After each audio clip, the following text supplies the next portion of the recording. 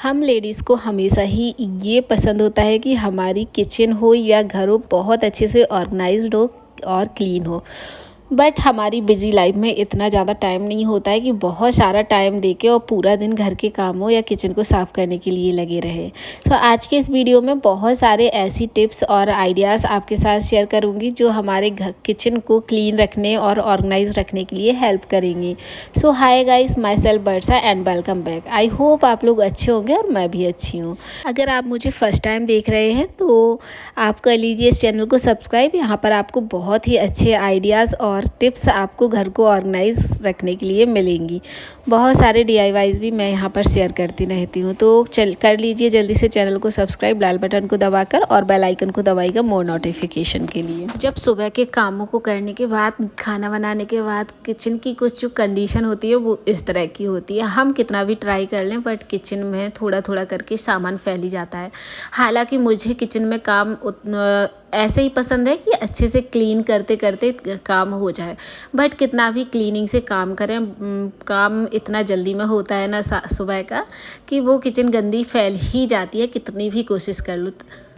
सो यहाँ पर मैं सारा काम करने के बाद किचन की कर रही हूँ अच्छे से क्लीनिंग स्टार्ट। सो सबसे पहले तो जो भी प्लेटफॉर्म पे सामान पड़ा होता है उसको एक ड्राई क्लॉथ लेके और सभी चीज़ों को उसकी जगह पर रखती हूँ पोंछ के। और अच्छे से क्लीन करने से होता है कि हर चीज़ को धुलनी नहीं पड़ती है और वो अच्छे से क्लीन भी हो जाती है।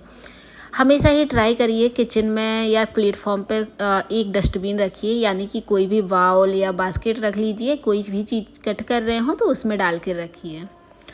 यहाँ पर मैं एक क्लीनर का यूज़ करती हूँ और उसको थोड़ा सा कपड़े में डालकर और हर चीज़ को अच्छे से क्लीन करती हूँ जो सामने रखी रहती है। उस पर आटा वगैरह के कण या कोई भी डस्ट वगैरह आ ही जाती है, तो डेली रूटीन में उनको मैं हमेशा ही शामिल करती हूँ कि हर चीज़ को जो आगे आगे साइड रखी हूँ उनको क्लीन कर सकूँ। हाँ, थोड़ा सा हफ्ते में एक बार डीप क्लीन के लिए लेती हूँ ताकि हर चीज़ को पोंछ पाछ सकूँ। बट जो डेली की क्लीनिंग, सिंपल सी क्लीनिंग होती है, उसमें मैं ट्राई करती हूँ जो सामने सामान रखा है, कटलरी होल्डर या कुछ जार्स, उनको मैं अच्छे से क्लीन कर लेती हूँ। क्योंकि वहाँ पर सामान निकालते या पास में गैस रखी हो तो छोटे छोटे कण आ ही जाते हैं और गंदा हो जाता है। यहाँ पर मैं हमेशा ही अपनी गैस को क्लीन करती हूँ एक स्क्रब की हेल्प से। जो मैं बर्तन साफ़ करती हूँ उसी स्क्रब से गैस को भी अच्छे से साफ़ करती हूँ। बस ट्राई रखती हूँ, बहुत ज़्यादा पानी नहीं उस पर रखती हूँ कि पूरा प्लेटफॉर्म गंदा हो जाए। उसके बाद ये छोटा सा ब्रश है ना, उसकी हेल्प से मैं यहाँ की जो अंदर बहुत सारा कचरा हो जाता है जमा, उससे साफ़ कर लेती हूँ। बहुत अच्छे से हो जाता है। यहाँ पर आप घर का भी क्लीनर बना ले सकते हैं विनेगर और नमक के घोल का, तो उसको भी यूज़ करके बहुत अच्छे से टाइल्स की क्लीनिंग हो जाती है। तो गैस के बैक साइड में मैंने अच्छे से पोंछ दिया है। हमेशा ही ट्राई करें कि पीछे का जो एरिया है ना वो ना छोड़ें। उसके बाद प्लेटफॉर्म को भी अच्छे से स्क्रब किया है, बट बहुत ज़्यादा पानी नहीं डाला है। पानी डालने से फिर वो नीचे जाता है। बस ड्राई रख के थोड़ा सा पानी डालकर और इसको करिए वाइपर से साफ़। कपड़े की जगह कपड़े से साफ़ करेंगे तो वहाँ पर बहुत सारे निशान रह जाते हैं और कपड़ा भी स्मेल करने लगता है। तो यहाँ पर मैं हमेशा ही, डेली का रूटीन होता है, जब मुझे जल्दी करना होता है तो मैं वाइपर ही करती हूँ। वाइपर से मुझे कपड़े से ज़्यादा अच्छा लगता है। लास्ट में मैं एक वाइप देती हूँ, अपना जो लाइजॉल का डिसइंफेक्ट क्लीनर है उससे मैं लास्ट वाइप दे देती हूँ ताकि थोड़ा सा प्लेटफॉर्म जर्म्स फ्री भी हो जाए। तो ये प्लेटफॉर्म को क्लीन रखने के लिए छोटी सी टिप्स हैं बट काफ़ी काम की होती हैं। जब हमारी किचन क्लीन हो जाती है तो मेरे पास कुछ एक्स्ट्रा काम भी होते हैं जो मैं करती हूँ किचन में क्लीन करने के बाद, क्योंकि मुझे गंदा बिल्कुल भी पसंद नहीं है कि गंदगी में मैं चीज़ों को और भी काम करूँ। सो यहाँ पर अगर आप नीचे कोई भी क्लॉथ डाल कर रखते हैं, कोई भी कटिंग करने के समय पे, या फिर कोई चीज़ आप परोस रहे हो, कुछ खाना वगैरह निकाल रहे हो, तो उससे क्या होता है प्लेटफॉर्म दोबारा से आपका कभी भी गंदा नहीं होगा और हमेशा ही क्लीन रहेगा। सिर्फ जो भी चीज़ गिरेगी वो कपड़े पे गिरेगी तो आप कपड़े को झाड़ सकते हैं। सो यहाँ पर मैं चटनी बना रही थी फ़िलहाल। तो चटनी के लिए अगर आप इसमें चाट मसाला और जीरा डालते हैं तो बहुत टेस्टी प्याज की चटनी लगती है। तो ये मेरी चटनी बन गई है। हर चीज़ को निकालने के पहले मैं उसके नीचे रखती हूँ एक प्लेट ताकि कोई भी चीज़ नीचे ना गिरे और मुझे वाइप ना करने पड़े दोबारा। जब कभी भी बर्तनों को धुलें तो ट्राई करें सारा जो बर्तन है ना वो बाहर निकाल लें, ताकि आपके किचन के सिंक के अंदर कुछ भी मटेरियल ना जा सके और सिंक ब्लॉक ना हो सके। तो मैं ट्राई करती हूँ पहले बाहर निकालूँ, उसके बाद सिंक साफ़ करूँ, उसके बाद दोबारा से सॉप करके साफ़ कर दूँ। हर वॉश के बाद किचन की जो सिंक है उसको बहुत अच्छे से क्लीन करना बहुत ज़रूरी है, वरना वो बहुत गंदी हो जाती है। और अगर सिंक साफ़ नहीं रही ना तो किचन बिल्कुल भी साफ़ नहीं रहेगी। सो यहाँ पर मैं एक जो ब्रश ली हूँ ना, ये बहुत अच्छा है। इस तरह के ब्रशेस का यूज़ करके हम चीज़ों को बहुत अच्छे से क्लीन कर सकते हैं। जितनी भी अंदर मटेरियल गंदगी जमा हो जाती है बहुत अच्छे से निकल जाती है। तो ना क्लीनिंग के लिए टूल्स बहुत ज़रूरी होते हैं कि हम किस तरह के टूल्स सेलेक्ट कर रहे हैं। सो ये ब्रश मुझे काफ़ी अच्छा लगा। ऐसी छोटी मैं हर वीडियो में कोई ना कोई ऐसी चीज़ शेयर करती रहती हूँ कि वो काफ़ी काम आती हैं, तो आप हर वीडियो देखा करें, काफ़ी चीज़ें आपको देखने को मिलेंगी।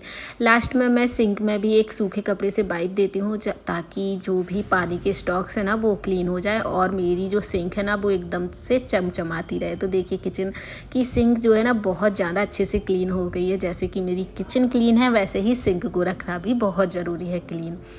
उसके बाद मैं यहाँ पर एक टेबल रख रखी है जहाँ पर मैं कुछ अपनी चीज़ें रख लेती हूँ, क्योंकि मेरे पास कोई भी डाइनिंग एरिया नहीं है। तो मैं इस छोटी सी टेबल पे ही अपना डाइनिंग एरिया बनाए हुए हूँ। यहाँ पर बैठ के खड़े होके मैं कुछ भी खा लेती हूँ, कुछ भी चीज़ें रख लेती हूँ। देखिए किचन क्लीन करने के बाद इसका लास्ट लुक जो है बहुत अच्छे से क्लीन हो गया है। सो अगर किचन क्लीन रहती है तो हमारा उसमें दोबारा आने का भी बहुत मन करता है। छोटी सी टिप्स हैं जहाँ पर आप अपने समय की बचत बहुत ज़्यादा कर सकते हैं। अगर आपकी मसालादानी ख़त्म हो जाती है, मतलब जो भी सामान हो उसके अंदर, सो उसको एक बार वॉश करके रख लीजिए। बहुत लंबे समय तक अगर इसको साफ़ नहीं करेंगे तो वो बहुत ज़्यादा गंदी होती जाएगी, नीचे बहुत सारी चीज़ें जमा होती जाएंगी। सो यहाँ पर टाइम टू टाइम मैं ना इसको क्लीन करके ही रखती हूँ। जो भी मसाला होते हैं उसको अलग डिब्बे में डाल के, यानी कटोरियों में डाल के, और उसको क्लीन कर लेती हूँ। तो चीज़ें अगर क्लीन रहेंगी तो वो ऑर्गेनाइज़ भी बहुत अच्छे से रहेंगी, क्योंकि अगर क्लीन नहीं रहेंगी तो फिर मन नहीं करता है कि उनको बहुत अच्छे से ऑर्गेनाइज़ करो। सो जो छोटी छोटी चीज़ें खाली होती जाएँ उनको आप साफ़ करके रखते जाएँ, दोबारा से फिल कर लें। यहाँ पर एक टिप है किचन से रिलेटेड, जो है अगर आपके मसाला में ना थोड़े थोड़े से वो लड्डू टाइप के बन जाते हैं तो उसमें ना नमक डाल के रख लीजिए। फिर जो मॉइस्चर होगा ना वो नमक सोख कर लेगा और मसाले हैं ना जो कभी भी ख़राब नहीं होंगे। यहाँ पर मैं अपने जार्स जो भी खाली हो जाते हैं उनको भी उसी टाइम पर क्लीन कर लेती हूँ, जस्ट के जस्ट, ताकि फिर वो रखे नहीं रहें और वापस से यूज़ ना हो जाए। यानी कि जब भी मैं घी निकालती हूँ या घी का डिब्बा खाली हो जाता है तो उसको एक बॉस करके रख देती हूँ दोबारा फिल करने के पहले। सो आटे से अगर घी के डिब्बे को साफ़ किया जाए तो वो बहुत अच्छे से साफ़ हो जाता है और जो घी है ना वो भी आपका यूज़ हो जाता है आटे के साथ। तो यहाँ पर अचार का डिब्बा और घी का डिब्बा मैंने क्लीन करके रख लिया है। इन डिब्बों को भी मैं रीयूज़ करती हूँ। ये हैं जेम्स के डिब्बे और इनको भी रीयूज़ कर लेती हूँ। किचन का ना बहुत सारा टाइम बचाना हो तो आप ट्राई करिए कि कोई भी काम कर रहे हो ना तो बहुत ज़्यादा बर्तनों का इस्तेमाल ना करें, यानी बहुत ज़्यादा बर्तन गंदे ना करें। मैं ना मलाई निकालती हूँ, अगर मलाई निकालते टाइम आपको बहुत ज़्यादा बर्तन नहीं निकालने हैं तो जिस कढ़ाई में हम ना मलाई बना रहे हैं उसी कढ़ाई में हम उनको फेंट लें।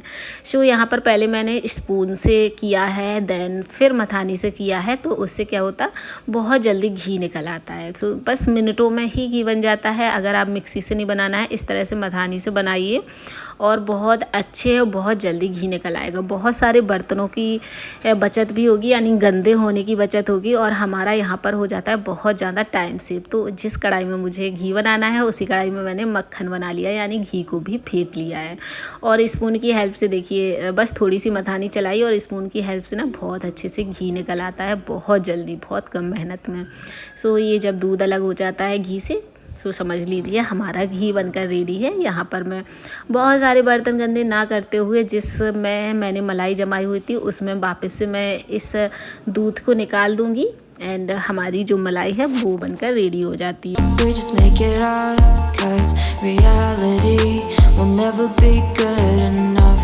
And even if it was, we just mess it up, 'cause we already lost, addicted to the rush.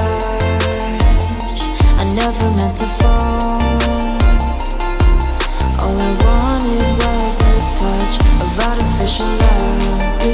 it out. सो यहाँ तो ना मेरे कोई भी बर्तन गंदे हुए, ना ही मुझे किचन में अब एक्स्ट्रा टाइम देना पड़ेगा बर्तनों को धुलने के लिए। है ना कमाल की टिप। अगर आपको टाइम सेव करना है और किचन के काम जल्दी जल्दी निपटाने हैं तो ये ज़रूर टिप फॉलो करिए, क्योंकि घी तो हर कोई निकालता होगा मलाई से। कुछ चीज़ें ऑर्गेनाइज़ करना बहुत ज़रूरी है। जैसे हमारे कपड़ों के साथ, बच्चों के कपड़ों के साथ इस तरह के पॉलीथिन्स मिल जाती हैं, इनको मैं रीयूज़ करती हूँ अपनी वेजीज रखने के लिए। तो इनको अगर एक जगह रखते हैं तो हमें बार बार ढूंढना नहीं पड़ता है और चीज़ें भी बहुत अच्छे से ऑर्गेनाइज रहती हैं। किचन में बहुत सारे कपड़े हो जाते हैं जिनको अगर एक जगह नहीं रखा जाए तो पूरे में फैले रहेंगे और जब ज़रूरत पड़ेगी तब नहीं मिलेंगे। इस तरह के कॉटन क्लॉथ्स लीजिए, काफ़ी अच्छे अच्छे प्रिंट्स में आजकल मिलने लगे हैं। ये स्पेशली रोटियों के लिए हैं, बट इनको हम कवर करने के लिए या कुछ भी करने के लिए ही यूज़ कर सकते हैं।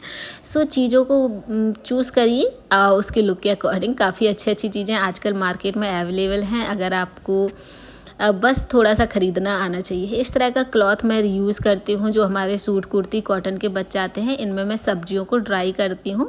सो ये भी क्लॉथ इस एक साथ ही रखती हूँ इसमें। सो अगर इस तरह के आप कबर्ड्स में रखेंगे, यानी रीयूज़ किए हुए ये जो बैग्स हैं ना, उनमें मैंने रखे हैं और बहुत अच्छे से ऑर्गेनाइज भी रहते हैं। सो छोटी छोटी चीज़ों को अगर इस तरह से ऑर्गेनाइज़ करते हैं तो आपकी किचन की चीज़ें बहुत अच्छे से ऑर्गेनाइज रहेंगी और फैलेंगी भी नहीं। जब हम नए बर्तन लाते हैं तो हम ट्राई करते हैं कि उनकी अच्छे से केयर की जाए। मैं ये बाउल्स अभी रिसेंटली ही लाई हूँ, बट मैंने एक बार इनको यूज़ किया 2-3 कटोरी, तो इस तरह की स्टिकर, क्योंकि करवा चौथ के दिन लाई थी तो उसी दिन मैंने यूज़ कर लिए उनको। सो स्टिकर नहीं निकाले। सो मुझसे ये गलती हुई, फिर वो आधे आधे स्टिकर रह जाते हैं, अच्छे से निकलते नहीं हैं और कटोरियाँ भी गंदी लगती हैं। सो जैसे ही चीज़ें आएँ उनके स्टिकर्स निकाल लें, इस तरह से गैस पे गरम करिए और फिर ये ईज़िली स्टिकर निकल आते हैं और हमारी कटोरियाँ भी गंदी नहीं होती हैं, ख़राब नहीं होती हैं। स्टिकर निकालने के बाद बस एक बॉस देना है। ओके फ्रेंड्स, तो आज के लिए बस इतना ही। आई होप आज का ये वीडियो आपके लिए हेल्पफुल रहा हो और अच्छा लगा हो। तो वीडियो को लाइक और चैनल को सब्सक्राइब करना बिल्कुल भी मत भूलिएगा। अब आपसे मिलते हैं एक नेक्स्ट और इंटरेस्टिंग वीडियो के साथ। तब तक के लिए friends, bye bye, tata and take care.